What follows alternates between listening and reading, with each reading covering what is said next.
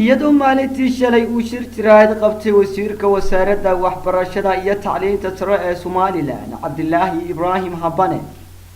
kaasi oo ruqsadii kala noqday jaamacadda Togdheer University ee magaalada Burco taasi oo horey loo oran jiray Addis University ayaa waxaa isna maanta shir jiraayad ku qabtay gudaha magaalada Burco gudoomiyaha jaamacadda Togdheer University Cali Cashuur kaasi oo jawaab ka bixiyay hadalka ka soo yeeray wasiirka waxbarashada Somaliland hadaladiisina waxaa ka mid ahaa sida tan waxa la yaab noqotay oo u qaadan waa noqotay markii wasiirku uu yiri waxaan taageeray rusqad kala noqoshadii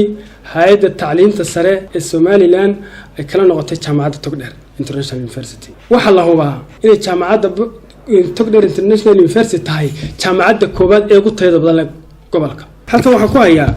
warqadii ugu horeysay ama waxay shahaadii ugu horeysay ee ay hesho jaamacaddu markii la aasaasay 2011 ay ka heshay isduuhii wasaaradda waxbarashada tacliinta sare ee gobolka Togdheer isla sanadka jaamacaddu waxay heshay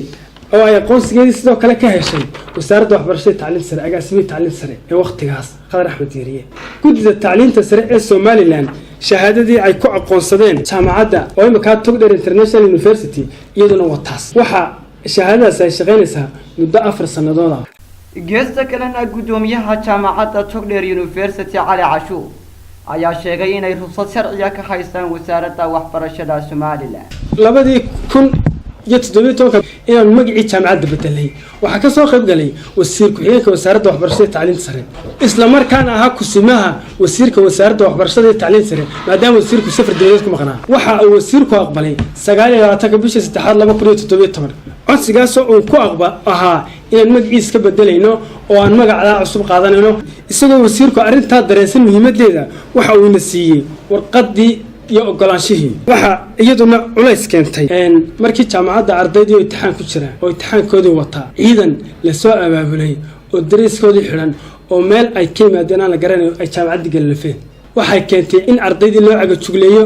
mas'uuliyiinta wasaaradda waxbarashada tacliinta sare waxaan farayaa inay cadaalad ku khilaafkan u dhaxeeya wasaaradda waxbarashada iyo jaamacadda Togdheer University ayaa ku soo beegmaya muddo yar ka hor markii ay bedeshay magaceedii hore ee Addis University taasi oo la baxday magacan cusub ee Togdheer University Maxamed Taajir Maxamuud Jesto Africa Cable TV magaalada Burco